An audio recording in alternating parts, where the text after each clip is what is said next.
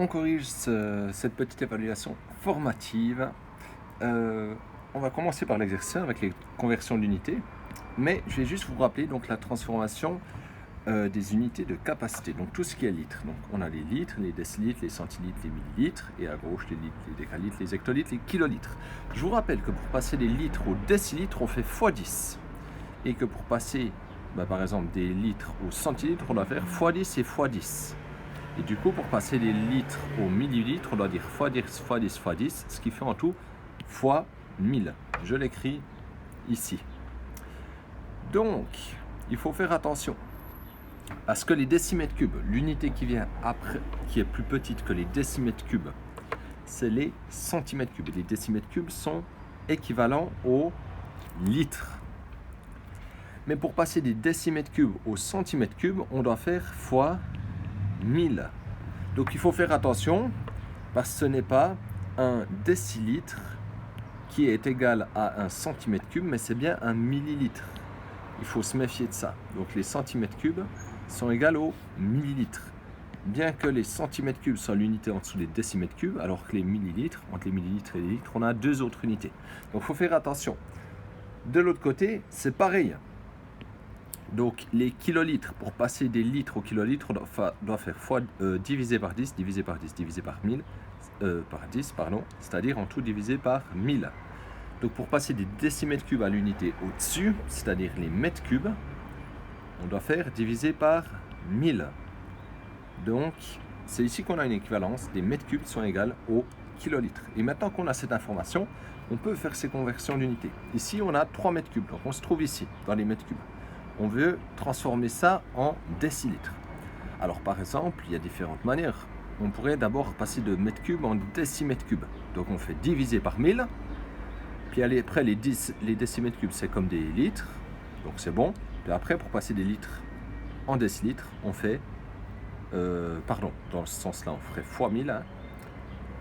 Puis ensuite, pour passer donc des litres au décilitre, on fait fois 10. Donc fois 1000 fois 10, ça fait fois 10 000, donc on rajoute 4 zéros. Ensuite, pour passer des hectolitres, les hectolitres, on est ici au décimètre cube. Donc on doit passer des hectolitres au litre. Puis après, on a des décimètres cubes, c'est l'équivalence. Donc pour passer d'hectolitres au litre, on doit faire fois 10, c'est-à-dire fois 100. On rajoute 2 zéros.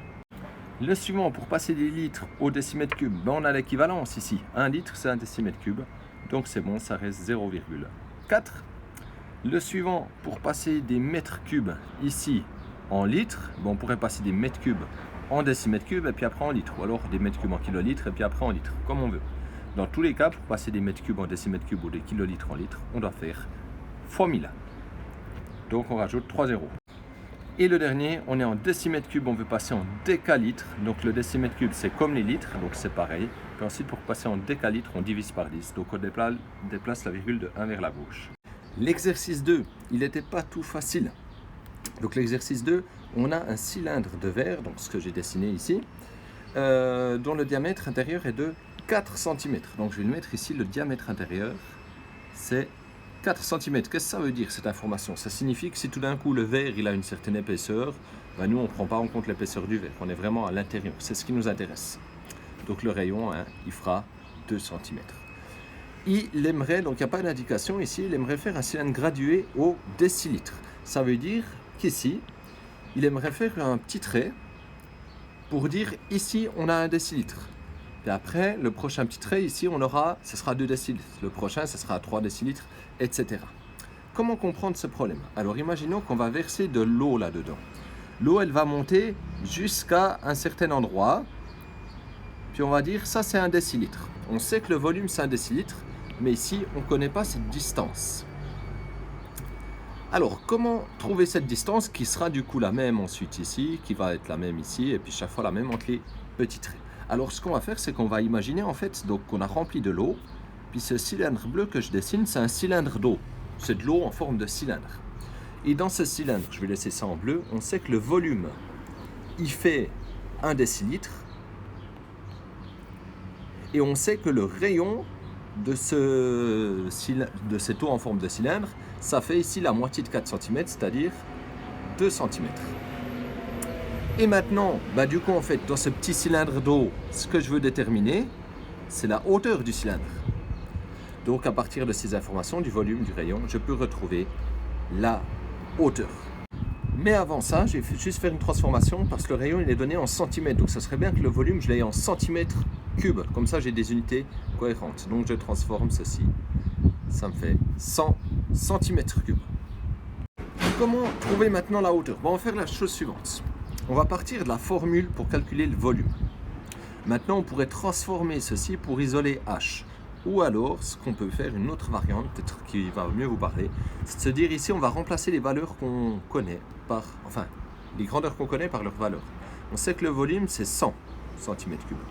Bon, pi, ça reste pi. Le rayon, on sait que c'est 2 au carré. Puis ensuite, on a h qui est la hauteur. Donc, en fait, ça serait comme une équation, on a x, mais on va mettre la lettre h. Et maintenant, on résout ça. Puis, comme dans une équation, la première chose, on réduit et on le redonne. Ici, on peut déjà faire 2 au carré, ce qui donne 4. Ensuite, nous, on aimerait isoler h, comme quand on isole x. Donc, entre h et pi, il y a un fois. Donc, on va diviser par pi. Comme ça, à droite, on a 4h, puis à gauche, ça nous donne 31,83. Puis pour terminer, on veut se débarrasser du 4, donc on fait diviser par 4. Puis à gauche, ça nous donne environ 7,96, si j'arrondis à 2 décimales. Donc maintenant, on a trouvé cette hauteur ici, h. Puis cette hauteur, ça sera tout le temps la même, ça sera la distance entre les graduations. Donc on met bien une réponse. Cette distance vaut environ 7,96 cm. Pour l'exercice 3, alors pour calculer le volume de ce solide, qui est un solide composé donc d'un prisme droit dont la base est un triangle rectangle, et en haut d'un cylindre. Alors comment faire pour ceci? Alors pour calculer le volume, on peut additionner le volume des deux, ce qu'on ne pourra pas faire pour l'air. Mais là on peut dire, donc c'est le volume du cylindre plus le volume du prisme. Et puis ici en dessous je calcule ces volumes. Le volume du cylindre, donc la formule c'est pi fois r carré fois la hauteur du cylindre.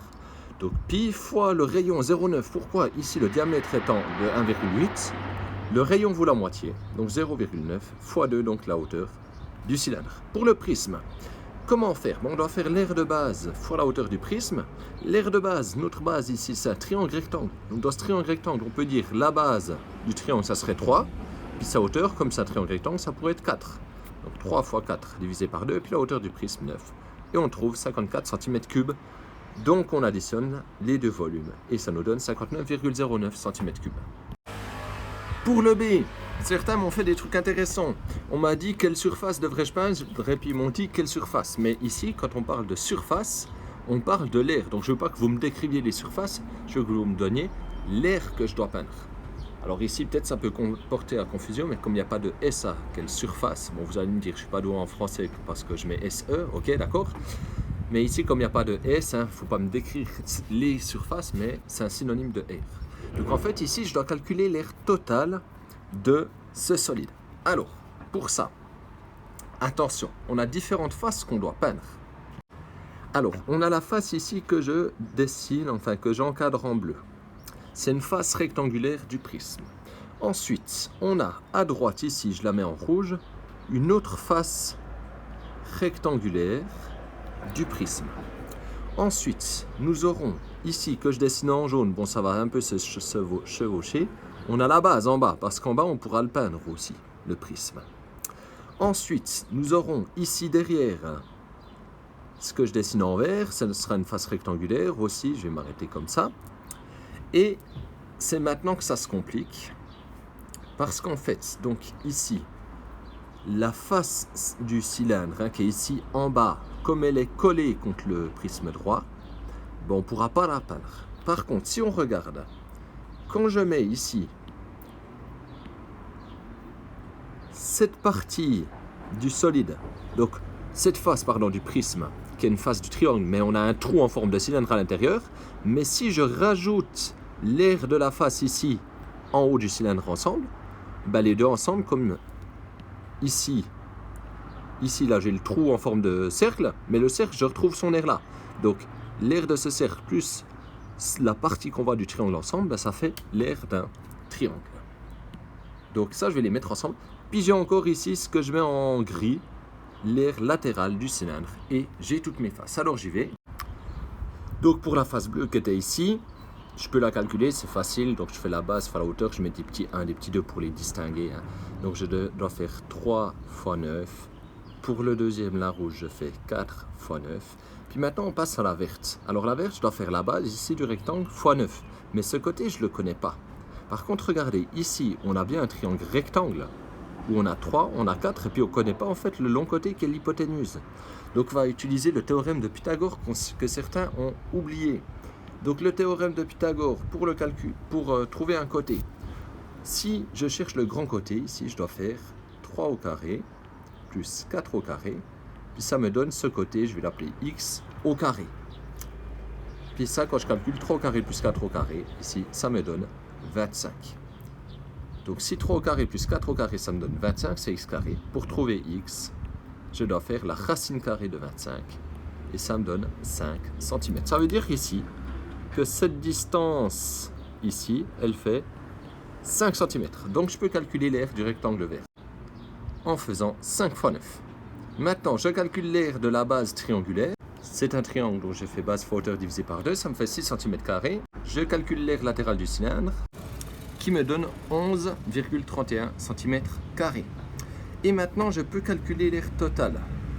Donc, l'aire totale, pour la calculer, donc je fais l'aire latérale du cylindre, plus, je vais additionner 2 fois l'aire du triangle.